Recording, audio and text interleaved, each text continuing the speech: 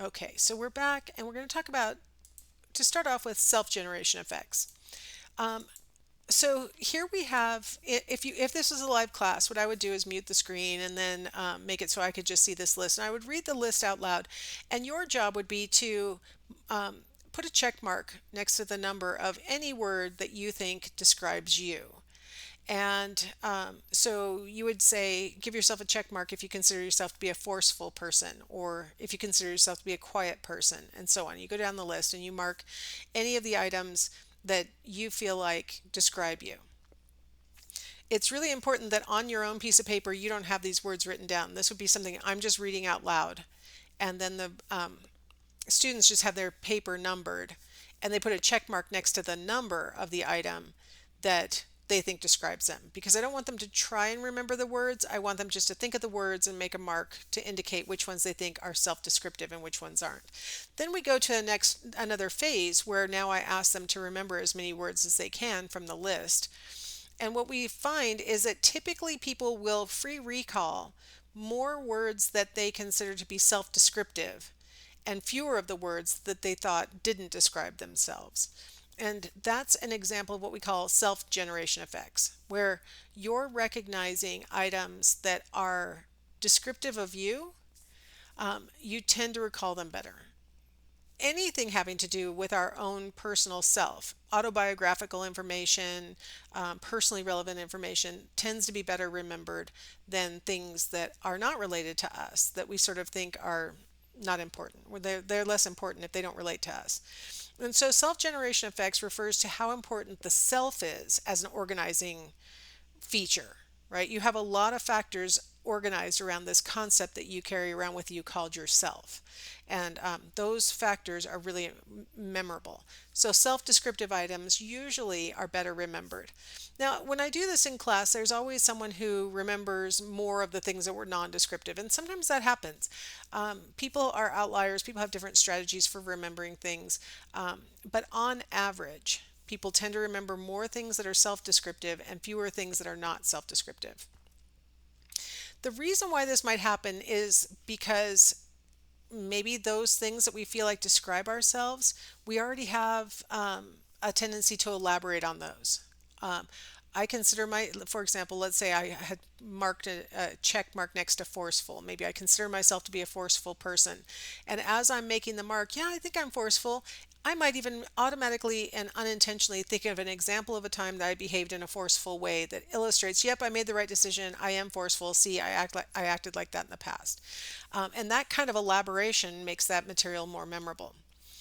Another reason why we tend to remember things that describe ourselves is that organization factor, right? Where we have a lot of things organized around our concept called self, and those things are like among the best remembered things that we have stored because it's so well organized. Now I'm going to shift slightly to what's called just the generation effect. This is not self-generation, this is just the generation effect. This is, again, something I try to demonstrate in class where, I ask students, get a clean pair. I'm going to show you pairs of words. They're going to be things like, it says instrument, and then you have next to it a partial word in this case. So you see some letters and then you see blanks where there are missing letters. Or in this case, right, you're prompted with the word with the category animal, and then here's a word with blanks missing. Or maybe I prompt you with a category and the whole word is there.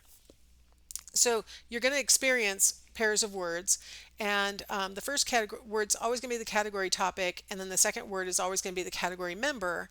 And sometimes it's going to be a word fragment like you see here, and sometimes it's going to be the whole word.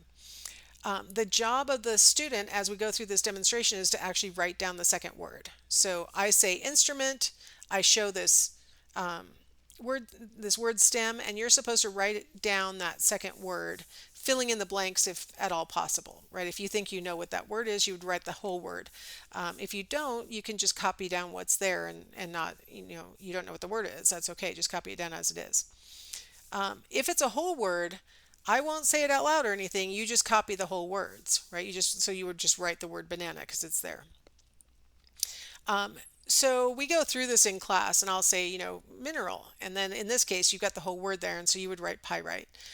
Jewel, and then in this one, it's got missing letters, right? And so we go through this whole long list of, a country, a fruit, a reptile, and so on. And it's a pretty long list because we want to make sure that we're challenging the memory. And then now the next step is that you fold the paper so that you can't see that list anymore. You can't see what you've already written down. And on the next part, I read the category name, and the person is supposed to write down the member that went with it. So I would say mineral, and then you're supposed to write pyrite. Say jewel, and you're supposed to write what you wrote, right? And so on. So now I'm just giving you the prompts, right? So you get the category as a prompt, and you're supposed to write down what you remember being associated with that prompt. What they find in research on this is that you've got two categories. You've got the generated items. I think I colorized those. And then you've got the copied items. And so what they find is that people tend to remember better those words that they had to generate the solution. So they're more likely to remember emerald than they are to remember pyrite. And the argument for that is that the act of generating contributes to memorability. That the act of having to go through filling in those blanks and reasoning out what the solution might be makes that solution more memorable. It makes a more distinctive trace because not only is the solution there, the word emerald, but also what you went through as you try to generate the word emerald. As you rejected incorrect solutions and thought of different things, you ultimately settled on emerald, and now that creates a much more distinctive trace than if you just copy down the word pyrite. Now, of course, there are some confounds that might explain the performance. Like, for example, the the way that I deliver the prompts may lead to more memorability because some of them I read out loud and some of them I don't. And so maybe it's the act of hearing it versus just seeing it, right? There's also, of course, the serial position effect because the stimuli were in the same order every time you were processing it. And so there might be, we're favoring the things at the beginning of the list. And, there, I didn't impose any kind of masking at the end, so the recency effect would be in place. So that's possible. The serial position effect might account for part of it. But what I'd like to really drive home is that the act of creating your own solutions makes the whole process more memorable. And if you've ever taken a math class and you're like, why am I doing so many formulas? I remember when I was sitting in like trigonometry and the instructor was doing a proof, and I was thinking, I believe you. I don't need to see the proof. I believe you. But the truth is, the act of working through that problem and showing yourself how it works actually makes it more memorable, actually makes it more meaningful. It's more distinctive. And so it's a good exercise to go through the process of reasoning something out yourself, finding out whether you're right or wrong, things like that. That makes it much more memorable.